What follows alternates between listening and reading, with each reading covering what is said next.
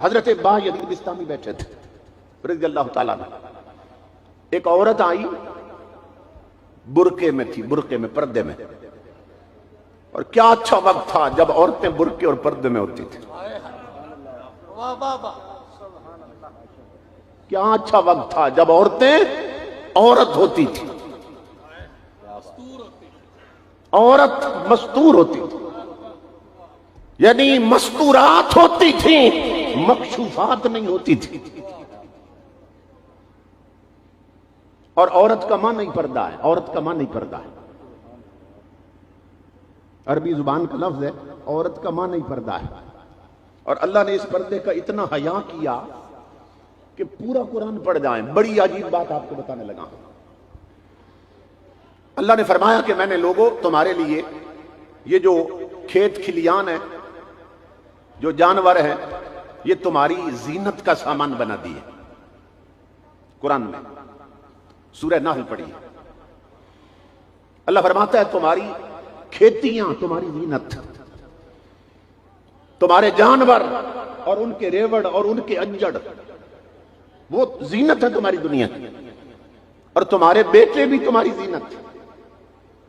زینت کیا ہوتی ہے؟ جس کو دنیا دیکھتی ہے اس سے شخصیت کا ایک روپ بنتا ہے، ایک کنسپٹ بنتا ہے کہ بندہ پیسے والا ہے، دولت والا ہے. اللہ نے اسے نواز رکھا.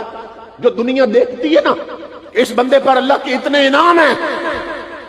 اللہ فرماتا ہے تیری کھیتیاں اور زمینیں تیرے لیے نعمت، تیری زینت، تیری کوٹھیاں بنگلے کاریں تیری زینت، تیرے بیٹے تیری زینت. مگر اللہ کی عزت کی قسم لوگوں، پورے قرآن میں اللہ نے کہیں نہیں فرمایا تیری بیٹیاں بھی تیری زینت.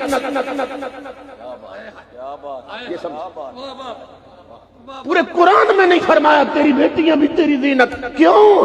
بتایا جا رہا ہے نادان، وہ بیٹیاں چھپانے کی شے ہیں، دکھانے کی نہیں ہے.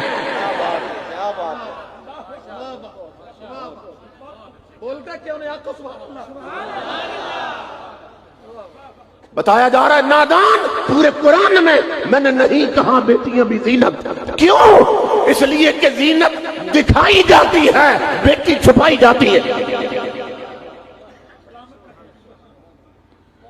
تو امام الانبیاء کے غلاموں، اس نے ہر شے پیدا کی، مگر اللہ رب العزت نے فرمایا ہر شے تیرے لیے اور تو میرے لیے. تو کیا اچھا وقت تھا جب عورت آئی پردے میں تھی، اور کیا غیرت کا زمانہ تھا. آج تو بدبخت لوگ 4 ٹکوں کے لیے رسول اللہ کی بیٹیوں کو بے پردہ کر دیتے ہیں. محرم آتا ہے تو کبھی ان کے بال کھلوا دیتے ہیں، کبھی گریبان پھڑوا دیتے ہیں، کبھی میدان کربلا میں لاشوں پہ انہیں رلا دیتے ہیں. تجھے معلوم ہی نہیں ہے علی کے گھر کی عورتوں کی غیرت کیا ہے. میں تجھے اس در کی لونڈی کی غیرت بتاؤں. فاطمہ زہرا اور سیدہ زینب، ان کا مقام کیا ہوگا یہ تو تصور بھی نہیں کر سکتے. میں بتاؤں اس گھرانے کی لونڈی کا حال. اصحاب رسول کہتے ہیں جات امرات الی النبی یقال لها ام خلاد، کہ حضور صلی اللہ علیہ وسلم کی بارگاہ میں ایک خاتون آئی جسے ام خلاد کہتے تھے، اور تسأل عن ابنہا وہو مقتول، اور شہید بیٹے کا پوچھنے آئی. ایک ہی بیٹا تھا، بوڑھی عورت، ایک ہی بیٹا تھا، اور میدان جنگ میں کچ گیا تھا، ٹکڑے ہو گیا تھا. اور آئی حضور سے پوچھنے یا رسول اللہ مجھے بتائیے میرا بیٹا اس وقت کہاں ہے. اور صحابہ کہتے ہیں وَهِيَ مُتَنَقِّبَةٌ، اور سر سے پاؤں تک پردے میں آئی، سر سے پاؤں تک پردے میں آئی. فَقَالَ لَهَا بَعْضُ أَصْحَابِ رسول اللہ صلی اللہ علیہ وسلم، وہ جو نئے نئے لوگ اسلام میں آئے تھے نا، انہوں نے دور جاہلیت میں بھی ان کے حال دیکھے تھے کہ جاہلیت کے دور میں کیا ہوتا تھا، کسی کا بیٹا مر جاتا یا مار دیا جاتا تو وہ عورت ماتم کرنے لگ جاتی اور سلے ہوئے کپڑے بھی انسلے کر دیتی تھی، بال کھول لیتی، خاک ڈال لیتی، گریبان پھاڑ دیتی، جسم ننگا کر لیتی، چیختی چلاتی. تو وہ جو نئے نئے آئے تھے وہ دیکھ کر حیران ہو گئے کہ بوڑھی عورت، بیٹا ایک ہی ٹکڑے ہو گیا، اور آئی ہے اپنے نبی کے پاس جو امت کا روحانی باپ ہوتا، اور سر سے پاؤں تک پردے میں آئی ہے، برقعے میں آئی ہے. نہ ماتم کر رہی ہے، نہ نوحہ پڑھ رہی ہے، نہ چیخ رہی ہے، نہ بال کھولے ہیں، نہ بے پردہ ہوئی۔ انہوں نے کہا ام خلاد تیرا بیٹا شہید ہو گیا، اور برقعے میں آئی اور رسول کے پاس، اپنے نبی کے پاس اتنے پردے میں۔ سنو میری تقریر کا یہ جملہ یاد رہا، میں سمجھوں گا خطاب چکانے لگا۔ ام خلاد نے جو جواب دیا وہ سنو، سونے کے پانی سے لکھنے کے قابل ہے۔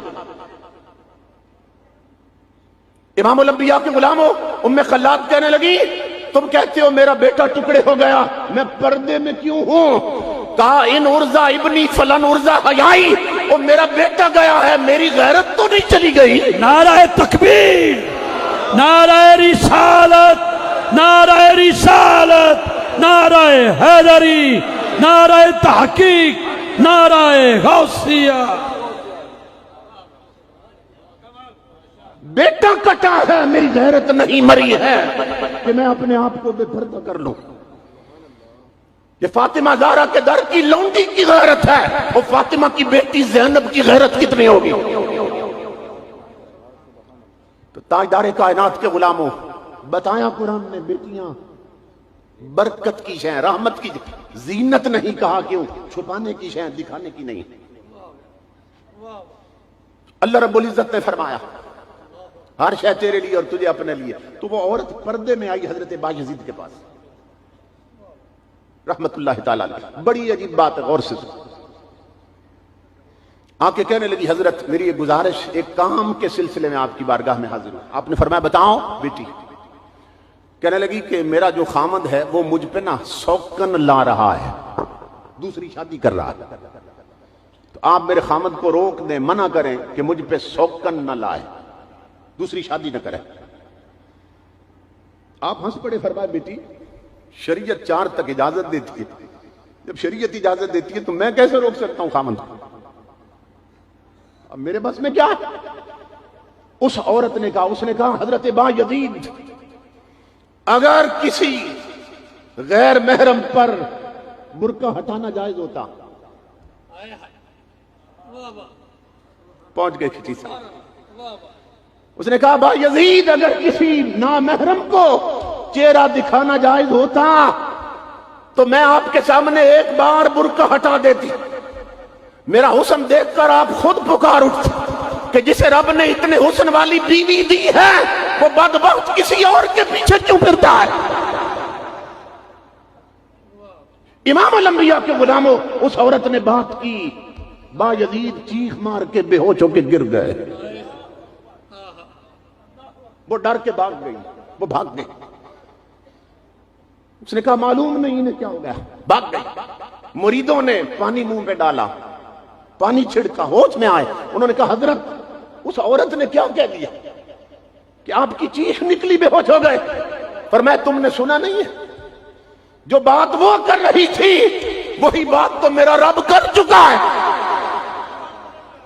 اللہ بھی کہہ رہا ہو مجھے بھولنے والے بندو، لو جاز النظر الی لأحد فی الدنیا لکشفت له الحجاب عن وجہی، اگر اس دنیا میں مصطفیٰ کے بغیر کسی پہ پردہ ہٹانا میرے لیے جائز ہوتا تو میں ایک بار پردہ ہٹا کے تمہیں اپنا چہرہ عزتی دکھا دیتا، تو مجھے بھولنے والوں تم خود پکار اٹھتے کہ جن کا رب اتنے جمال والا، اتنے حسن والا ہے، وہ اسے چھوڑ کر کمینی دنیا کے پیچھے کیوں لگے ہیں؟